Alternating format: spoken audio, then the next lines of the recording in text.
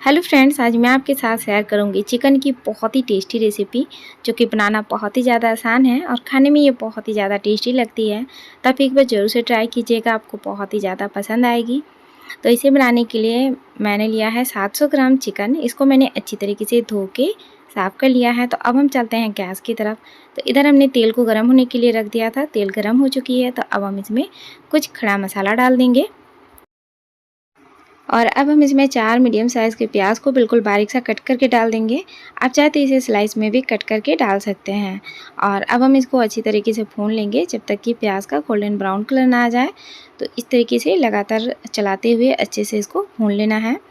तो देखिए प्याज में बहुत ही अच्छे से गोल्डन ब्राउन कलर आ चुकी है। तो अब हम इसमें 2 चम्मच अदरक लहसुन का पेस्ट डाल देंगे और इसको अच्छी तरीके से मिक्स कर लेंगे। और अब हम इसमें स्वाद के अनुसार नमक डाल देंगे और अब हम इनको अच्छी तरीके से भून लेंगे जब तक कि हमारा अदरक लहसुन का कच्चापन निकल ना जाए। तब तक हमें अच्छी तरीके से इसको भून लेना है। और इस तरीके से हमने अदरक लहसुन को अच्छी तरीके से भून लिया है। और अब हम इसमें सारा चिकन को डाल देंगे और इसको 6 से 7 मिनट के लिए अच्छी तरीके से भून लेना है। तो फ्रेंड्स, आप एक बार इस तरीके से ज़रूर से ट्राई कीजिएगा। आपको ये रेसिपी बहुत ही ज़्यादा पसंद आएगी और खाने में बहुत ही ज़्यादा टेस्टी लगती है। तो अब हम इसको ढक देंगे और 6 से 7 मिनट के बाद आप देख सकते हैं हमारा जो चिकन है बहुत ही अच्छे से फ्राई हो चुकी है।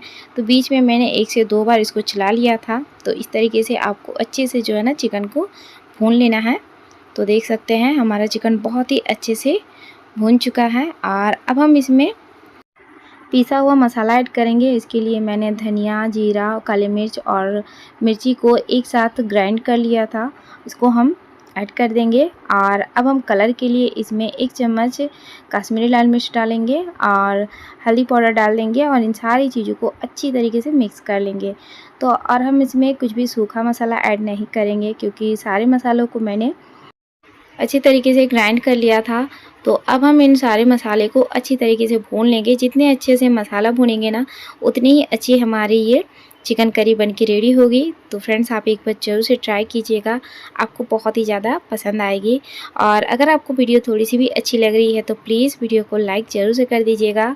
और चैनल पर नए हैं तो चैनल को सब्सक्राइब कर दीजिएगा। कमेंट में बताइएगा कि आपको ये रेसिपी कैसी लगी। अपनी फैमिली फ्रेंड्स के साथ इस वीडियो को ज़रूर से शेयर कीजिएगा। तो देख सकते हैं सारे मसाले को हमने अच्छी तरीके से भून लिया है। तो अब हम इसमें पानी ऐड कर देंगे।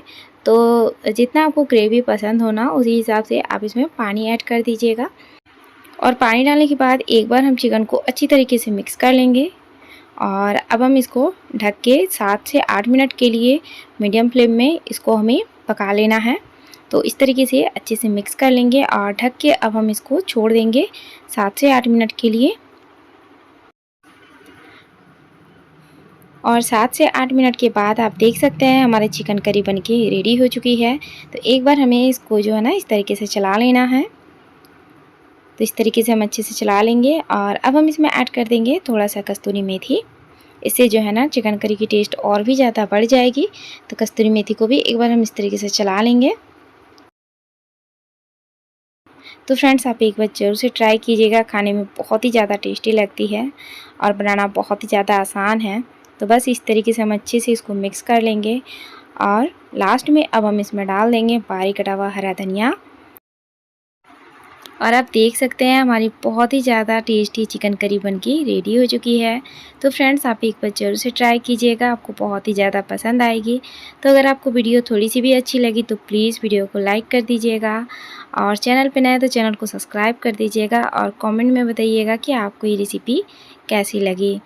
तो देख सकते हैं हमारी चिकन करी बहुत ही ज़्यादा टेस्टी बनके रेडी हो चुकी है। तो आप इसे चावल के साथ सर्व करें या तो रोटी के साथ, आपको बहुत ही ज़्यादा पसंद आएगी। तो बस अब मैं आपसे मिलूँगी नेक्स्ट वीडियो में। Thanks for watching friends.